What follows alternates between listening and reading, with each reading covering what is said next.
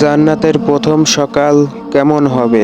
জান্নাতে প্রবেশের প্রথম দিনের অনুভূতি কেমন হবে? যখন আমরা আল্লাহকে দেখব তখন মহান আল্লাহ তাআলা আমাদের উদ্দেশ্যে কি বলবেন? একজন ঈমানদারের জন্য জান্নাতে প্রবেশের প্রথম মুহূর্তটা হবে খুবই রোমাঞ্চকর। একজন ঈমানদার তখন জান্নাতের লেক ঘেরা প্রাসাদ, আদিগন্ধ ফলের বাগান, উন্মুক্ত প্রান্তর জুড়ে ছড়ানো তাঁবু, সোনায় মোড়ানো মেঝে, মুক্তা খচিত আসবাবপত্র, রেশম কোমল মখমলের বিছানাগুলো অবাক হয়ে তাকিয়ে তাকিয়ে দেখবে।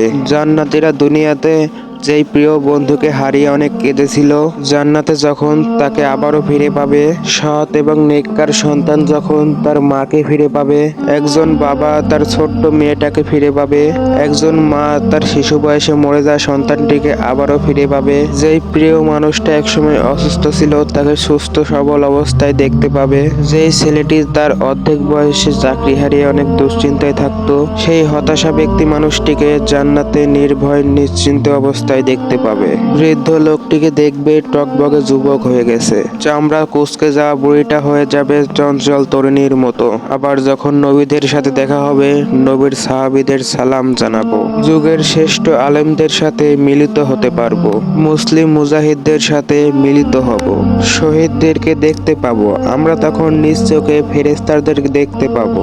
আমাদের বলা হবে, ওই দেখো আবু বকর এসেছে, ওই যে দেখো ওমর এসেছে, ওই যে দেখো ওই গাছের ছায়ায় বসে আছে খালিদ ইবনে ওয়ালিদ। সুমধুর কণ্ঠে কোরআন তেলাওয়াতের শব্দ ভেসে আসবে। জান্নাতে যাওয়ার পর আমাদের স্বাগতম জানাবে আল্লাহর নবী হযরত দাউদ আলাইহিস সালাম, এবং আমাদের সামনে এসে হাজির হবে স্বয়ং নবী করিম হযরত মুহাম্মদ সাল্লাল্লাহু আলাইহি ওয়াসাল্লাম। আমরা আমাদের আল্লাহকে দেখতে পাবো পূর্ণিমার চাঁদের মতো স্পষ্টভাবে। তখন আমাদের আর আল্লাহর মধ্যে কোনো ভেদাভেদ থাকবে না। তো বন্ধুরা, আমাদের ভিডিওটি ভালো লাগলে প্লিজ অবশ্যই একটি লাইক দিয়ে দেবেন।